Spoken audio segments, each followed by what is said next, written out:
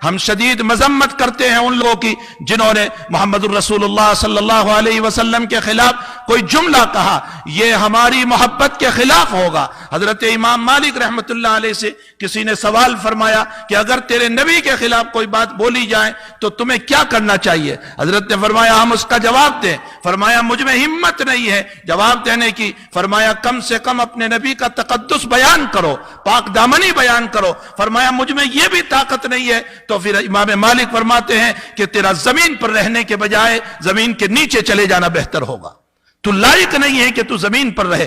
ہمیں چاہیے کہ ایسے موقع پر ہم اپنے آقا صلی اللہ علیہ وسلم کے تقدس کو بیان کریں، آپ کی پاک دامنی کو بیان کریں، آپ کے علم کو بیان کریں، آپ کی اخلاقیت کو بیان کریں، آپ کی مبارک زندگی کو پیش کریں۔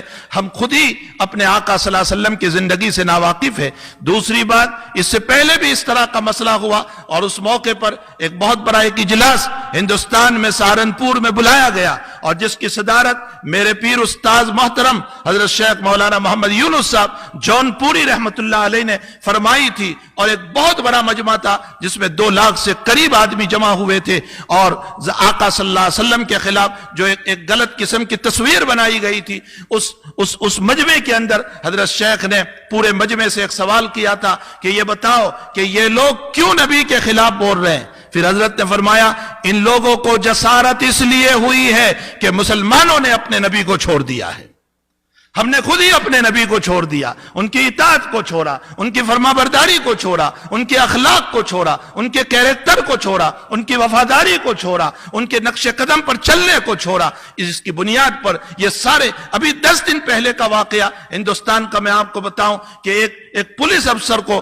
مجبور کیا گیا اس بات کے اوپر کہ اپنی داڑھی نکال دو، اگر تمہیں پولیس کے اندر رہنا ہو تو تمہیں داڑھی نکالنا پڑے گا۔ وہ بیچارہ کہنے لگا میری یہ داڑھی میرے نبی کی سنت ہے اور میرے اسلام کی یہ پہچان ہے، تو کورٹ اس کو یہ جواب دے رہی ہے کہ اسلام میں داڑھی رکھنا ضروری نہیں ہے۔ آپ بتائیے، اسلام میں داڑھی رکھنا ضروری ہے، واجب ہے، لیکن کورٹ کہاں سے بول رہی ہے؟ اس لیے کہ ہم ہی نے جب اپنے نبی کے چہرے کو چھوڑ دیا تو وہ یہ سمجھ بیٹھے ہیں کہ اسلام میں داڑھی رکھنا ضروری نہیں ہے۔ ایک سکھ جو گرو نانک کو مانتے ہیں، جو کوئی نبی نہیں ہے، لیکن ان کی اتباع اور ان کا اتنا زبردست فالو ہے کہ یہ جہاں جائیں گے ان کے چہرے پر ان کے سر پر امامہ ہوگا، ان کی اپنی داڑھی ہوگی۔